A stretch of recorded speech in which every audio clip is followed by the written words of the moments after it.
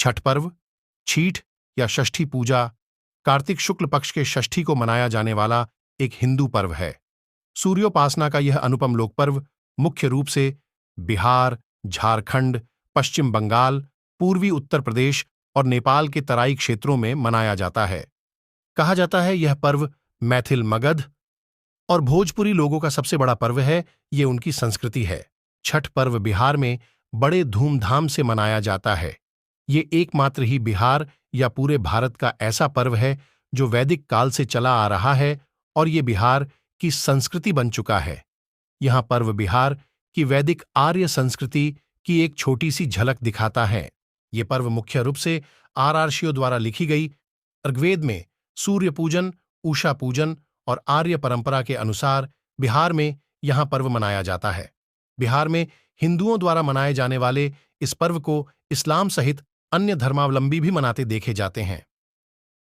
धीरे धीरे यह त्योहार प्रवासी भारतीयों के साथ साथ विश्व भर में प्रचलित हो गया है।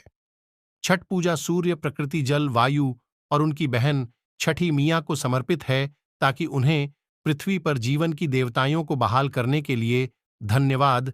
छठी मैया, जिसे मिथिला में रणबे माय भी कहा जाता है, भोजपुरी में सबिता माई और बंगाली में रणबे ठाकुर बुलाया जाता है।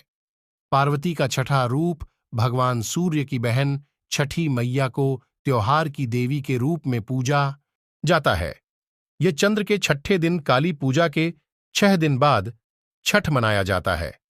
मिथिला में छठ के दौरान मैथिल महिलाएं मिथिला की शुद्ध पारंपरिक संस्कृति को दर्शाने के लिए बिना सिलाई के शुद्ध सूती धोती पहनती हैं।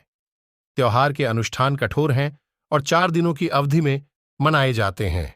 इनमें पवित्र स्नान, उपवास और पीने के पानी, वृत्ता से दूर रहना, लंबे समय तक पानी में खड़ा होना और प्रसाद, प्रार्थना प्रसाद और अर्घ्य देना शामिल है। पर्वातिन नामक मुख्य उपासक, संस्कृत पार्व से, जिसका मतलब अवसर या त्योहार, आमतौर पर महिलाएं होती हैं।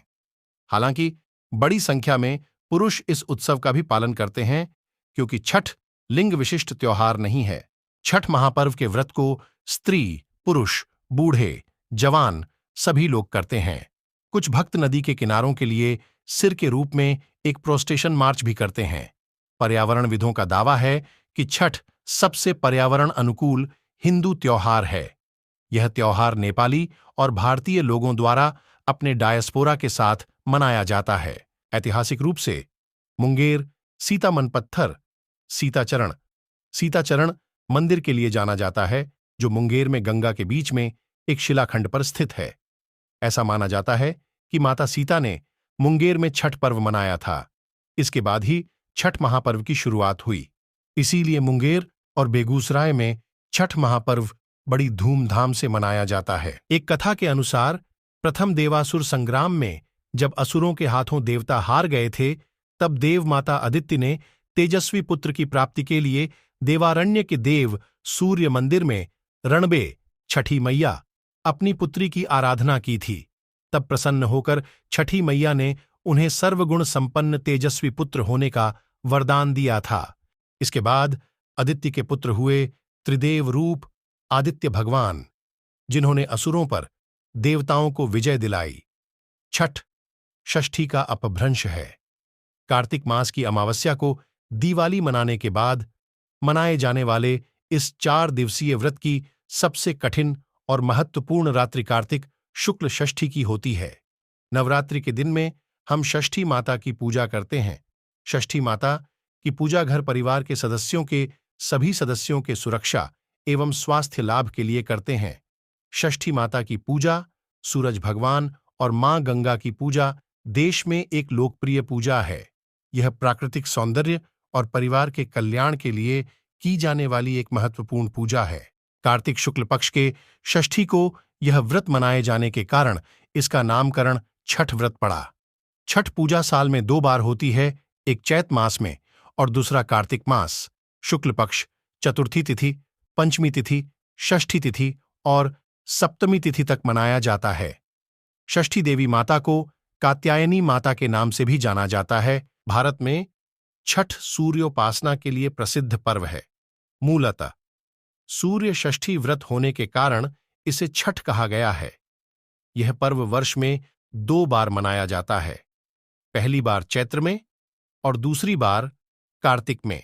छठ पर्व को वैज्ञानिक दृष्टिकोण से देखा जाए तो षष्ठी तिथि छठ को एक विशेष खगोलीय परिवर्तन होता है।